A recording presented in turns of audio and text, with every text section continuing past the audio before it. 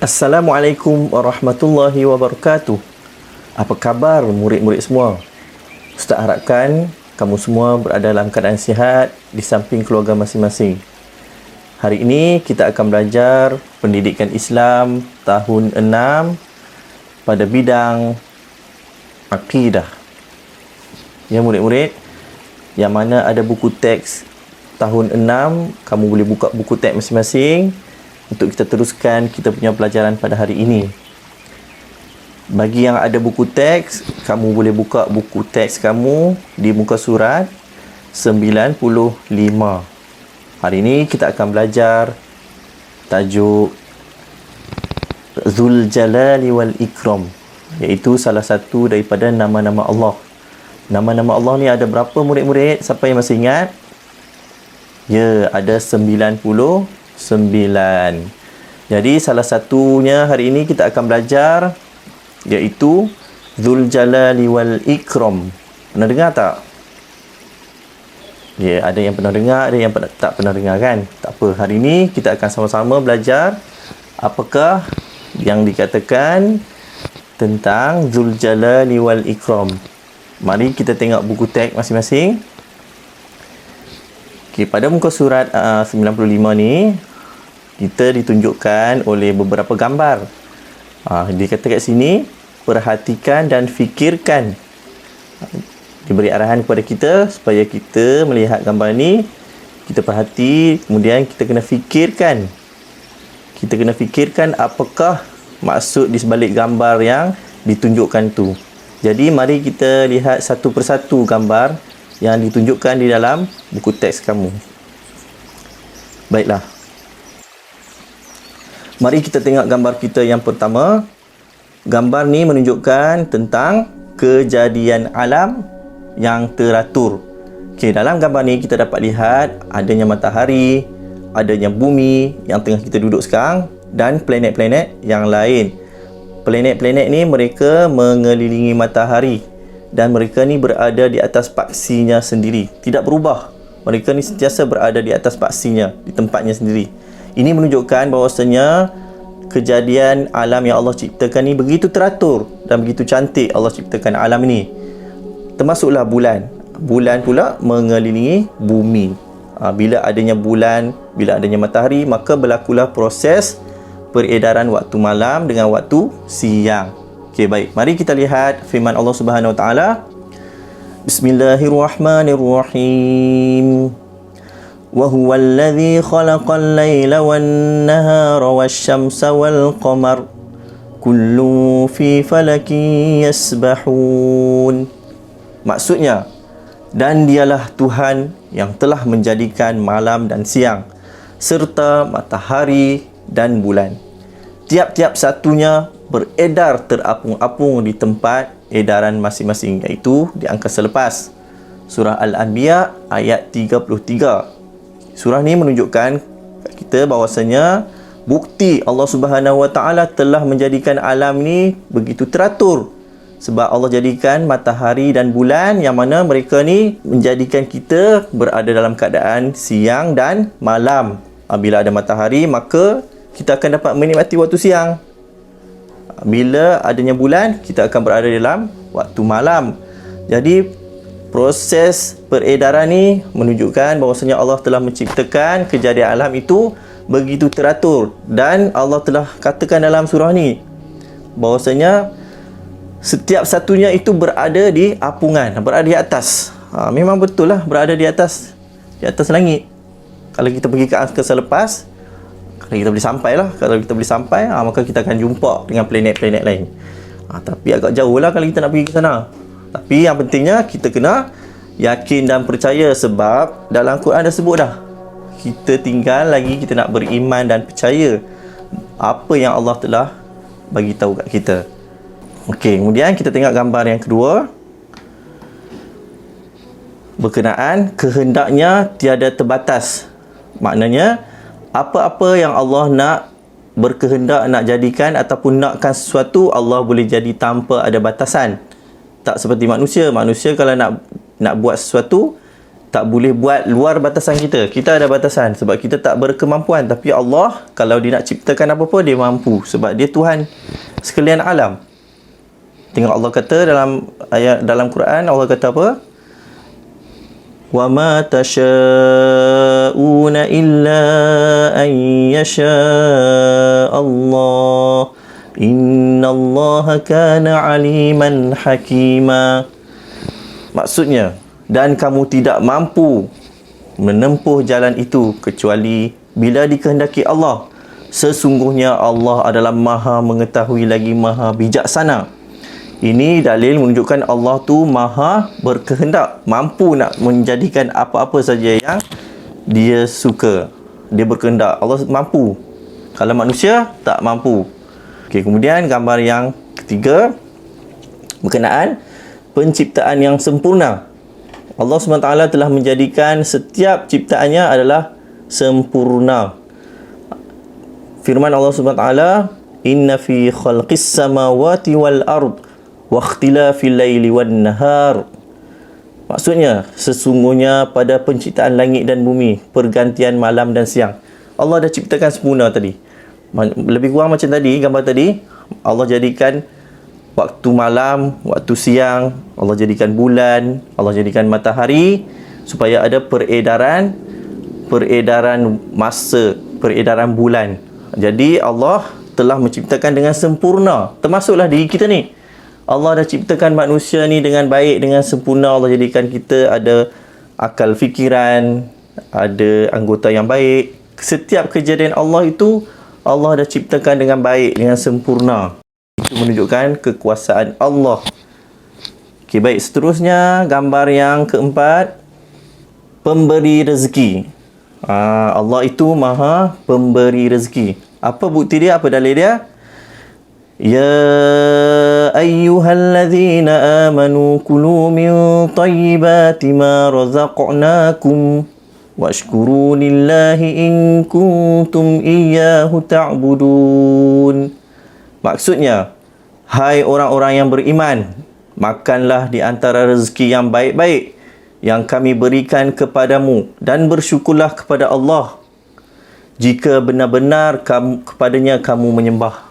Ayat ini menunjukkan Allah SWT adalah Tuhan yang memberi kita rezeki. Setiap kehidupan yang ada di muka bumi ini, Allah telah aturkan rezeki. Tak kira lah sekecil-kecil makhluk yang Allah ciptakan, dah ada rezeki yang Allah telah beri kepada makhluk tersebut. Termasuklah kita. Ya, memang kita ditugaskan untuk mencari rezeki. Tapi berbalik kepada yang memberi rezeki siapa? Allah yang memberi rezeki kepada kita. Kita hanya berusaha. Sebab Allah pun suruh kita berusaha mencari rezeki. Tetapi yang sebenarnya yang memberi rezeki kepada kita adalah Allah. Kita kena beriman dan yakin Allah tu adalah Tuhan yang memberi rezeki kepada kita. Okey, baik. Gambar yang seterusnya. Ni gambar seorang budak dengan sebelah dia ada kubur. Gambar ni menunjukkan berkuasa menghidupkan dan mematikan. Siapa yang berkuasa menghidupkan dan mematikan kita? Allah Subhanahu Wa Taala yang berkuasa menghidupkan kita dan dia berkuasa mematikan kita. Firman Allah Subhanahu Wa Taala, "Wa huwallazi ahyaakum thumma yumitukum thumma yuhyikum. Innal insana lakafur." Maksudnya, dan dialah yang menghidupkan kamu, kemudian mematikan kamu, kemudian menghidupkan kamu kembali pada hari kebangkitan. Sesungguhnya manusia itu sangat kufur nikmat. Okey, jadi kat sini gambar kat sini menunjukkan bahawasanya Allah itu berkuasa menghidupkan kita dan mematikan kita. Sebab apa? Sebab kita daripada tiada di dunia ni, kita jadi seorang bayi, Allah hidupkan kita daripada kita tak bernyawa. Masa kita duduk dalam kandungan ibu kita, kita tidak ada nyawa. Tapi Allah tiupkan roh ke dalam tubuh badan kita, maka kita boleh bernafas, bernyawa dan kita lahir ke dunia ini hinggalah kita dewasa dan kita tua dan kita akan meninggal dunia. Maka Allah akan mematikan kita. Kemudian Allah berkuasa bila kita dah mati, Allah berkuasa menghidupkan kita semula bila kita dah mati, iaitu pada hari bila? Pada hari pembalasan, hari kiamat nanti. Kat sini menunjukkan Allah SWT itu Tuhan yang berkuasa menghidupkan, mematikan dan menghidupkan semula kita. Okay, baik, seterusnya kita tengok di muka surat 96. Okey, ini dia nak menghuraikan iaitu tentang Zul Jalali wal Ikram. Kita nak tengok apakah maksud Zul Jalali wal Ikram. Okey, murid-murid boleh tengok buku pada muka surat 96. Jadi, mari kita tengok apakah maksud Zul Jalali wal Ikram. Okey, baik. Zul Jalali wal Ikram bererti Allah memiliki keagungan dan kemuliaan yang maha luas dan meliputi sekalian makhluknya. Keagungan dan kemuliaan Allah itu tiada bandingan. Kat sini dia bagi tahu Zul Jalali wal Ikram tu apa? Zul Jalali wal Ikram adalah Allah memiliki keagungan dan kemuliaan. Zu tu dalam bahasa Arab memiliki. Al-Jalal iaitu keagungan. Al-Ikram kemuliaan. Dua tu ingat. Allah bersifat maha agung dan Allah bersifat maha mulia. Okay. Yang maha luas dan meliputi sekalian makhluknya. Jadi keagungan dan kemuliaan itu, Allah itu sangat luas, melebihi daripada makhluknya. Ya, memang ada makhluk, memang ada manusia yang mulia, raja ke, ketua-ketua negara ke, kita pandang mulia sebab dia mulia di sisi kita, tapi belum tentu di sisi Allah dia mulia. Tapi yang sebenarnya yang mulia di sisi Allah apa? Bukan pangkat, bukan harta, bukan kehansaman dan kecantikan kita, bukan itu. Tetapi yang mulia di sisi Allah adalah ketakwaan kita. Kalau orang tu mulia di sisi semua orang muliakan dia, tetapi dia tidak bertakwa di sisi Allah, dia adalah hamba yang hina. Sebab apa? Sebab dia tak beriman kepada Allah. Kalau dia mulia di sisi manusia, tetapi di sisi Allah pun dia sangat bertakwa, maka dia adalah hamba yang mulia di sisi Allah. Tapi kat sini nak bagi tahu keagungan Allah dan kemuliaan Allah tidak boleh setanding, tak setanding dengan sesiapa pun. Sebab apa? Sebab Allah tu Tuhan kita. Dialah yang paling mulia, dialah yang paling agung, dia adalah raja segala raja. Jadi sebab tu Allah yang paling mulia dan paling agung daripada sekalian makhluknya. Okey, itu dia punya maksud Zul Jalali wal Ikram. Okey, baik, seterusnya kita tengok perbualan yang nombor 3 tu. Okey, dalam buku teks kamu tengok perbualan yang nombor 3 tu. Cuba lihat di sana indahnya ciptaan Allah, bunga-bunga yang harum dan berwarna-warni, menarik perhatian rama-rama dan lebah. Daun-daun pula berwarna hijau. Semua itu ada hikmahnya. Tumbuhan hijau ini akan menjalankan proses fotosintesis untuk menghasilkan nutriennya. Dalam proses ini, karbon dioksida akan diserap dan oksigen akan dikeluarkan. Kemudian oksigen ini akan digunakan pula oleh manusia dan haiwan untuk bernafas. Jadi perbualan ni dia nak menceritakan tentang indahnya ciptaan Allah. Contohnya bunga-bunga yang ada di situ yang harum, yang mana bunga ini menarik perhatian rama-rama dan lebah untuk pergi menghisap dia punya manisan daripada bunga tersebut. Dan contoh lain pula, daun-daun kat situ berwarna hijau, dan tumbuh-tumbuhan kat situ yang berwarna hijau tu dia menjalankan proses kita panggil proses fotosintesis. Dalam proses ini, tumbuh-tumbuhan ni dia menyedut ataupun menyerap karbon dioksida dan dia mengeluarkan oksigen.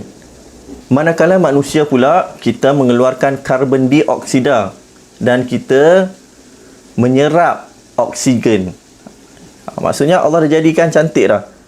Tumbuh-tumbuhan dia menyerap karbon dioksida yang kita keluarkan tu. Kita keluarkan karbon dioksida tumbuh-tumbuhan dia serap karbon dioksida, dan tumbuh-tumbuhan juga dia mengeluarkan oksigen, dan oksigen tu kita manusia ni kita akan serap ke dalam tubuh kita. Jadilah penciptaan yang sempurna. Cuba bayangkan kalau dunia ni tidak ada tumbuh-tumbuhan, agak-agak manusia ni boleh hidup tak? Tak boleh hidup lah, sebab kita tak ada oksigen. Sebab tu indahnya dan cantiknya Allah telah jadikan alam ni. Masing-masing ada hubungan, masing-masing ada hikmah dia, masing-masing ada peranan dia. Jadi jangan kita abaikan tentang kejadian yang Allah dah ciptakan untuk kita ni. Seterusnya kita tengok di muka surat 97.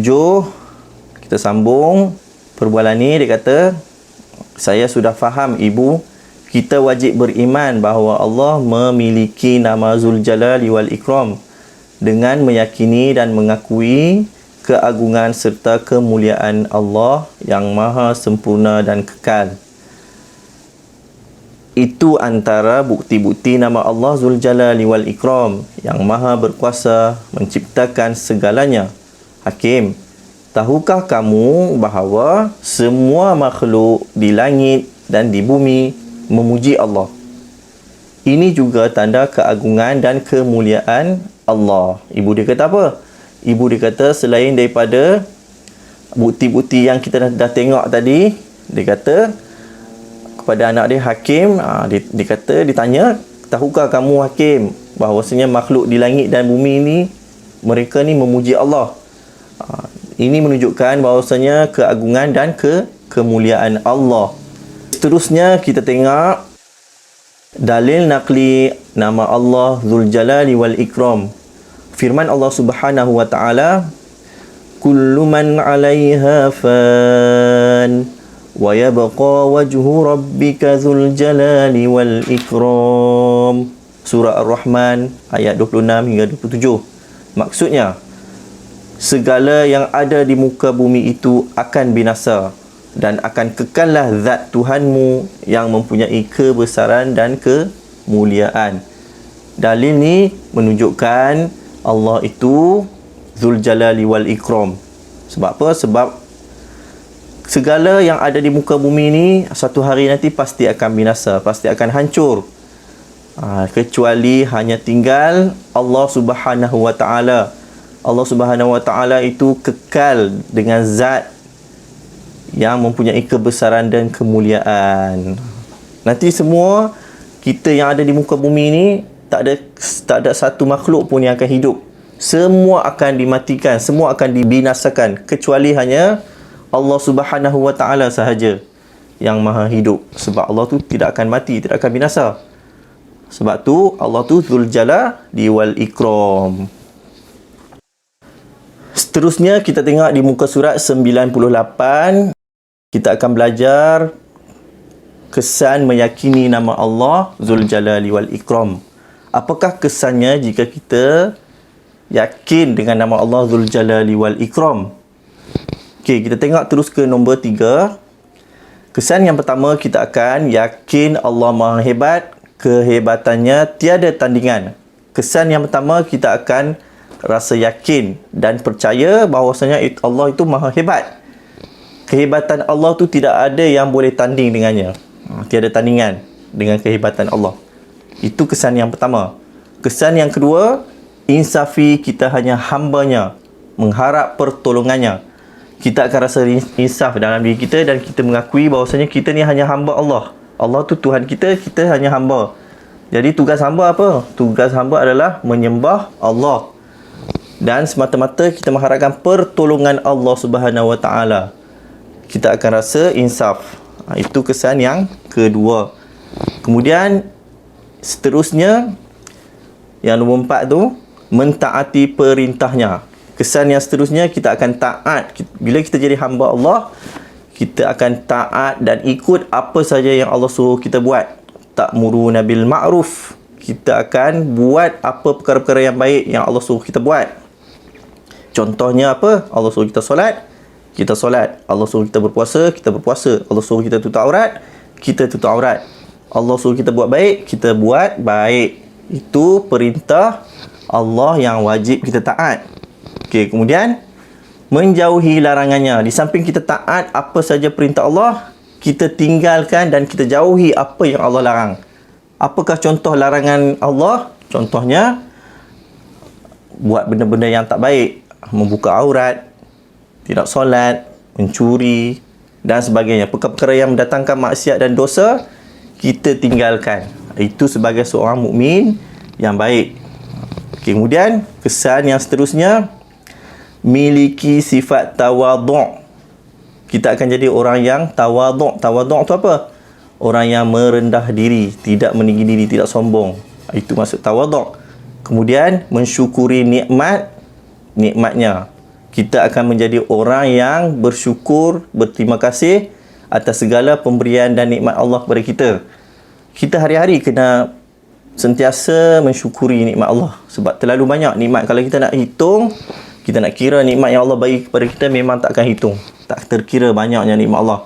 Jadi sebagai hamba Allah, sentiasalah bersyukur. Dengan cara apa? Dengan cara kena sentiasa mengucapkan Alhamdulillah. Dan di samping itu, kena sentiasa taat kepada Allah. Itu cara kita nak membalas, nak mensyukuri nikmat Allah. Kemudian yang seterusnya, dikasihi, dirahmati Allah, Tuhan Yang Maha Esa. Ini kesan yang seterusnya, iaitu kita akan menjadi orang yang Allah kasihi. Allah kasih dan Allah rahmati kita. Bila Allah kasih dan rahmati kita, maka Allah akan menjaga kita. Dan Allah akan memuliakan kita. Maka tempat kita di mana? Bila Allah dah kasih dan sayang kat kita, insya-Allah tempat kita semestinya kita akan ditempatkan di dalam syurga Allah Subhanahu Taala. Sama-sama kita mengharapkan moga-moga Allah mengurniakan kepada kita kebaikan dan membalas kita dengan syurga Allah, insya-Allah. Amin. Jadi seterusnya yang terakhir, kita tengok rumusan daripada pelajaran kita hari ini. Jadi rumusan dia apa? Kita wajib beriman dengan nama Allah Zul Jalali wal Ikram. Allah memiliki segala kesempurnaan dan kemuliaan yang tiada bandingannya. Jadi secara ringkasnya, secara rumusan dia, kita sebagai hamba Allah wajiblah beriman dengan nama Allah Zul Jalali wal Ikram. Sebab apa? Sebab Allah itu memiliki segala kesempurnaan dan kemuliaan. Jadi Ustaz harapkan kamu semua boleh faham pelajaran kita pada hari ini. Sama-sama kita mengambil manfaat, kita mengambil iktibar daripada apa yang telah kita belajar hari ini, dan kita sama-sama mengamalkan pelajaran kita pada hari ini. Jadi setakat itu dulu pelajaran kita pada hari ini, hingga kita bertemu lagi di hari yang lain, insya-Allah. Sekian, Assalamualaikum warahmatullahi wabarakatuh.